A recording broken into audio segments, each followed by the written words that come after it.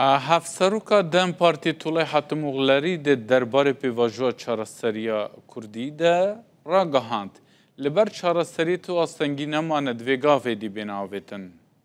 طلای ده جوینا کوما پارتیا خدل پارلمانتو ترکیه درباره پیواجوه ده آخوی گود کو بانگ عبدالله جلان دما کو امجالی 100 سالی و دنرخینن بانگا 100 سالیه. رو پلکی پر گرنگه دیروکیه و بانک جوی داوی کرنا شر 5 سالی الولاتی وان در فتک به هم پای و پکه که ده 12 گلانه ده بریارا کنگری را گهاند و اشکرا کرکو وان سردمک گرتو سردمک نو وکریه. PKK'nin 12 Mayıs açıklaması da bir milattır. Daxuyaniya PKK ya 12 gulane werçerxaneke. Ew biryara herî giring ku ji bo demokratîbûn û aştiyê hatiye dayîn. Ev ji bo hemû gelê Tirkiye û gelê rojhilata navîn jî şansekî mezin e. Bêguman niha her kes bi meraq van pirsan dike.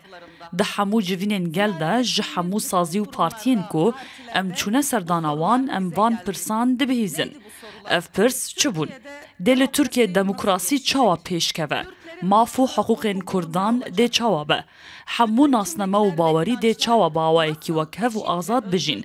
Bêguman bersiva van pirsan çareserî bixwe ye. Elbette çözümün kendisidir.